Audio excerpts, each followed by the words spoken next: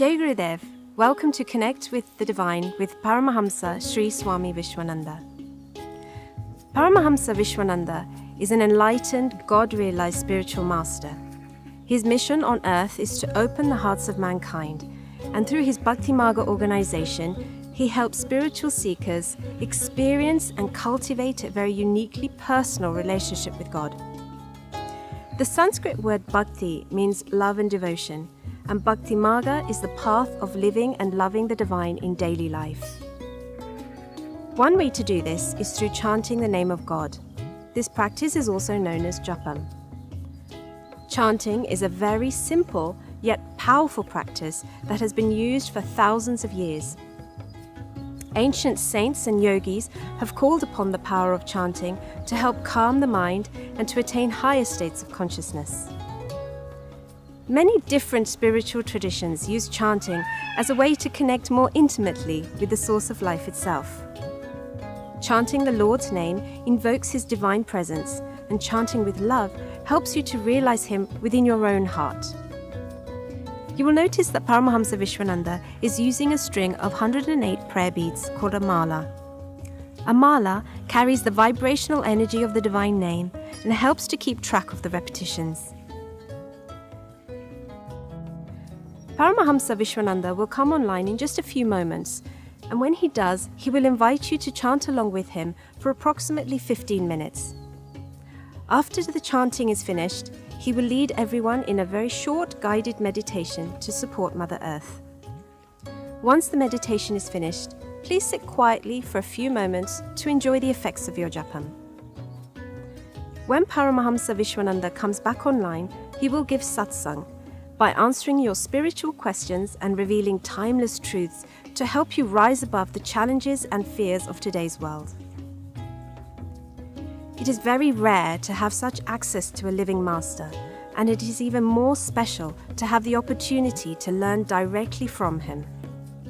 We hope you enjoy your connection with the divine.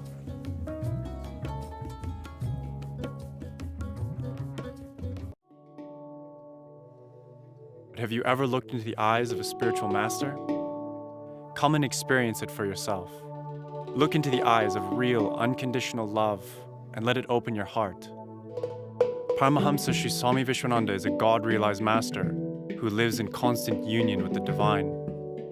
He lives at a place in the heart of Europe. It is called the home of the Divine Mother. From here, he is now giving what is called darshan online so that everyone can benefit. Darshan means divine sight, but simple words cannot do justice to the incredible experience of seeing and being seen by him. Look into the eyes of unconditional love and let it open your heart. You can now have your own experience of this divine master from wherever you are. Feel it for yourself and let love return.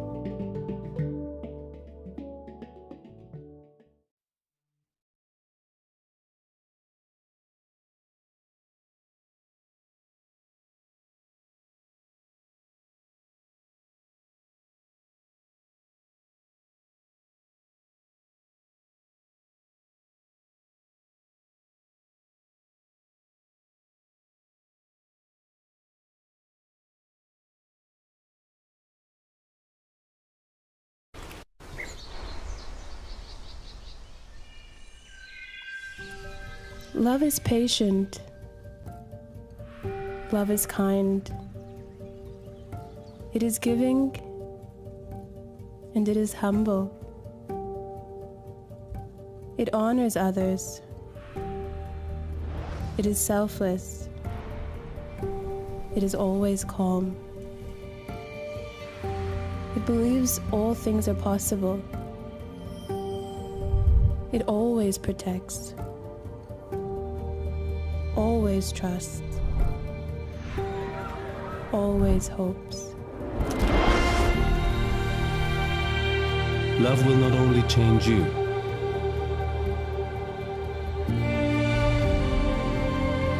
it will change the people around you.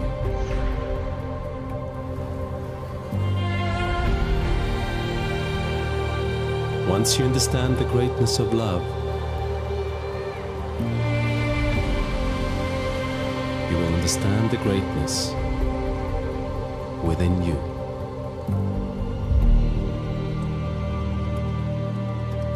There's no tools or technique. Love starts by loving. And it grows in loving and it's end in loving. This is the mystery of it. And this is the reality of love. Because love in itself is the key.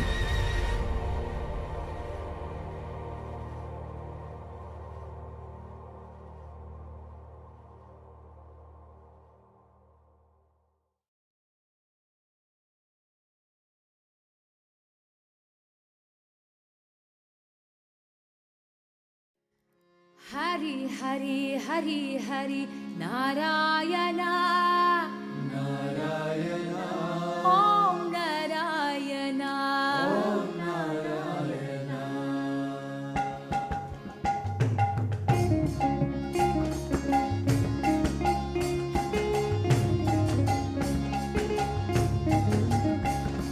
Hari Hari Hari Hari Narayana